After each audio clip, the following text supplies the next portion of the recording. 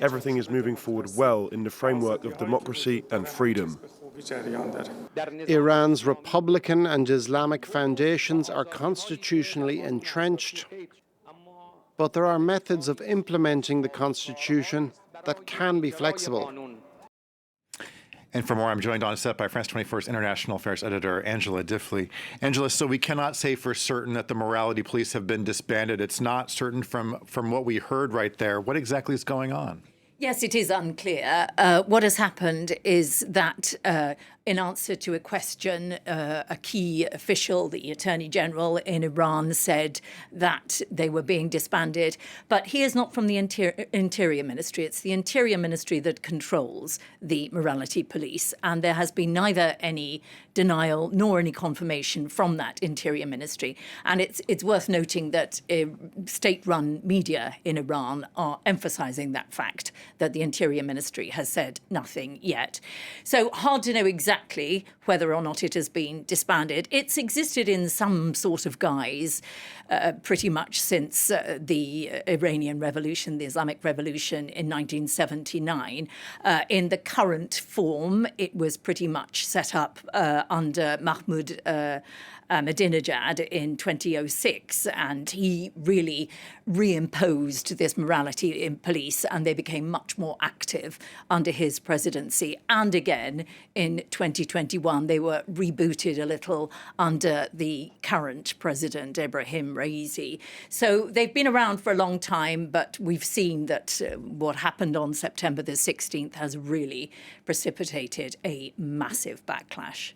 Well, in the meantime, what happens with the protests? Will we see an end to all the demonstrations that have rocked the country?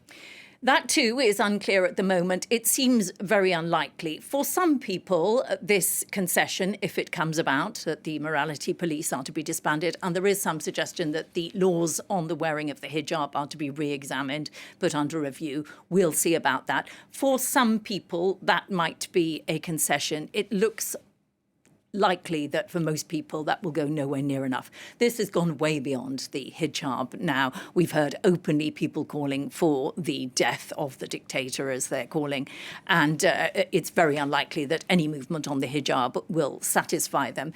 It's important to note that the Iranian authorities have perhaps decided to move on this now, because now more and more momentum should be gathering for a proposed general strike. Back in 1978, a general strike in 1978, 1 year later, the regime had fallen.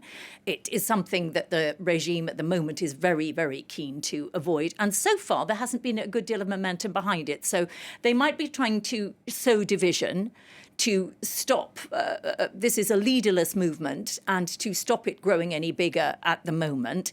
Worth noting that on that general strike, the oil, gas and petrochemical industry, where people are relatively well paid, there's no sign of them really joining the movement.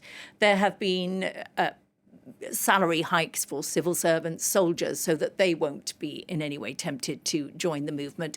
So the authorities are attacking this on several levels, trying to make sure this movement doesn't grow any bigger. That said, Amnesty International are saying over 300 people have died, hundreds of people have been arrested, 41 children have died during these protests, and there have been death penalties, death penalties imposed upon people who've been arrested.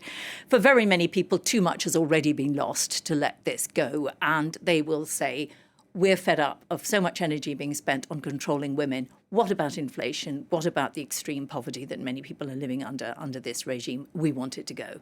No, certainly not the end of the story. Okay, France 24's International Affairs editor, Angela Diffley. Thanks, Angela.